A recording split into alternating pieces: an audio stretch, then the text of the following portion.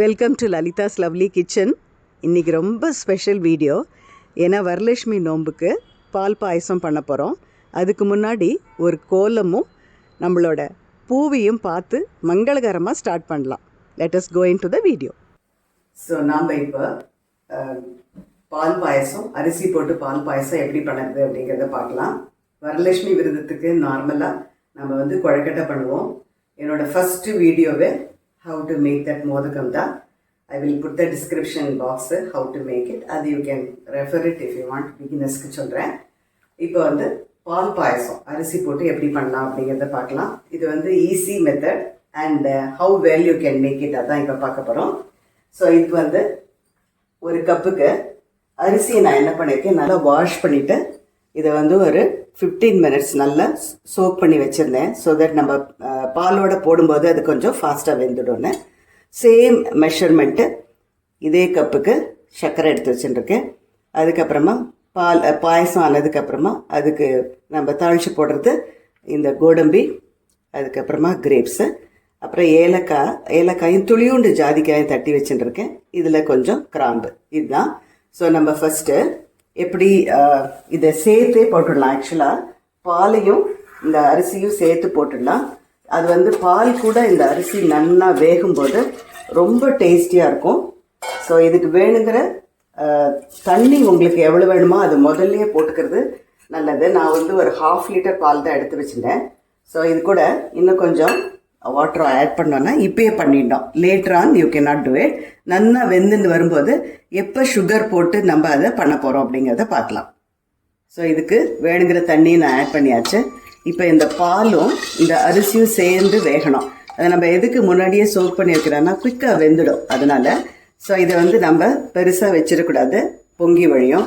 ரொம்ப சின்னதாக வச்சா கொஞ்சம் நாழி ஆகும். அதனால கொஞ்சம் மீடியமாக ஃப்ளேமை வச்சுட்டு அந்த பக்கம் இந்த பக்கம் போகக்கூடாது, ஏன்னா அடியில் பிடிச்சிடாமல். ஏன்னா அரிசி வேக சமயத்தில் கொஞ்சம் நம்ம கிண்டின்னு இருந்தால் தான் கொஞ்சம் நல்ல திக்னஸ்ஸாக வரும். அது அந்த அரிசி நல்லா வெந்து திக்காக வரும்.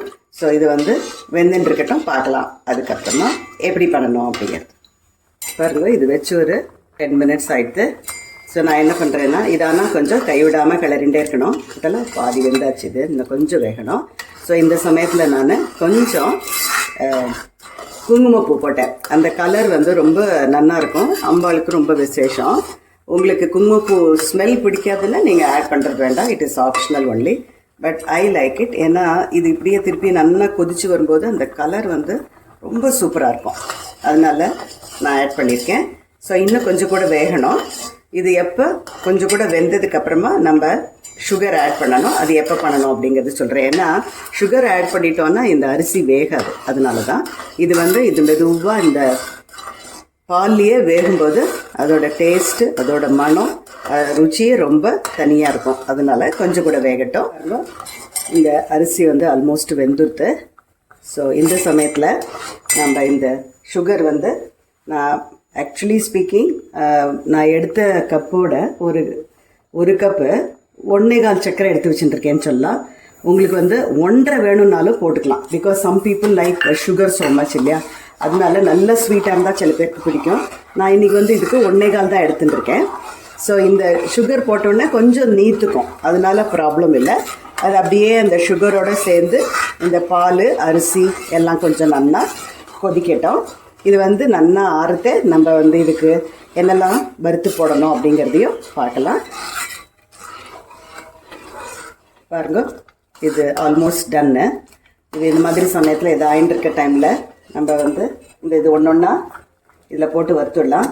நான் கொஞ்சம் பாதாமும் சீவி வச்சுட்டுருக்கேன். ஃபஸ்ட்டு பாதாம் கொஞ்சம் டைம் ஆகும்னால ஃபஸ்ட்டு அதை போடலாம். அது கொஞ்சம் வறுபடுற சமயத்தில் முந்திரியும் அது கூட ஆட் பண்ணிடலாம், கேஷ்நட்ஸு. இது ரெண்டும் நல்லா வறுகட்டும். நல்லா வறுகிற சமயத்தில் நம்ம இந்த கிரேப்ஸ் அதில் ஆட் பண்ணலாம். இப்போ இது கூட நான் கொஞ்சம் கிராம்பு வச்சுருந்தேன் இல்லையா, கிராம்பு இது கூட போடலாம். இந்த கிராம்பு நல்லா வறுத்து நெய்யில் வறுத்து போடும்போது நல்ல மணமாக இருக்கும் நம்மளோட பாயசம். ஸோ இதுவும் ஆல்மோஸ்ட் ஆயிருக்கு. அப்படிங்கிறதுனால இந்த சமயத்தில் நான் க்ரஷ் பண்ணி வச்சுருக்கிற ஏலக்காய் சேர்க்குறேன். ஏலக்காய் முதல்ல போட்டுறக்கூடாது, ஏன்னா அந்த வாசனையெல்லாம் கொதிக்கும் போது போயிடும். அதனால் ஆல்மோஸ்ட் இறக்குற சமயத்தில் தான் நம்ம ஏலக்காயை அதுக்கு சேர்க்கணும். ஸோ இது அரைந்திருக்கு. ஸோ இப்போ வந்து இந்த கிரேப்ஸையும் அது கூட ஆட் பண்ணுறேன். ஸோ இப்போ கிரேப்ஸு, முந்திரி, அதுக்கப்புறமா பாதாம் எல்லாம் ஒரே மாதிரி இப்போ அது வறுபட்டுடும். இது நல்லா வறுபட்டப்புறம் இது கூட நம்ம சேர்க்கணும். ஸோ இதை வந்து சுவாமிக்கு நைவேத்தியம் பண்ணிவிட்டு ஆற்றுல இருக்கிற வாழ்க்கிட்ட எல்லார்கிட்டையும் அக்கம் பக்கத்தில் எல்லாருக்கும் ஷேர் பண்ணும்போது அந்த கடவுளோட ஒரு அருள் எல்லாருக்கும் கிடைக்கும் அப்படிங்கிறது தான் இதில் முக்கியம். ஸோ இந்த பாயசம் ஆயிடுத்து. ஸோ எல்லாருக்கும் வரமகாலட்சுமியோட அருள் கிடைக்கட்டும் அப்படின்னு சொல்லிட்டு நான் வேண்டிக்கிறேன். அதனால் கண்டிப்பாக இந்த ஃபெஸ்டிவலை ரொம்ப நல்லா கொண்டாடுங்க. எல்லாருக்கும் நல்ல செழிப்பான வளமான வாழ்க்கையும் அதோட நல்ல ஹெல்த்தியாக இருக்கிறதுக்கும் நம்ம சுவாமியை பிரார்த்தனை பண்ணிக்கலாம். ஸோ மோதகம் டிஸ்கிரிப்ஷன் பாக்ஸில் போடுறேன். அதுக்கப்புறமா மெயினாக நம்ம மோதகம், அப்புறமா இந்த மாதிரி பாயசம் அதெல்லாம் தான் பண்ணுவோம். எல்லோரும் நல்லா பூஜை பண்ணி ஃபெஸ்டிவல் நல்லபடியாக நீங்கள் எல்லாருமே என்ஜாய் பண்ணலாம். பகவானோட அருள் எல்லாருக்கும் கிடைக்கட்டும் அப்படின்னு சொல்லிட்டு நான் ப்ரே பண்ணிக்கிறேன்.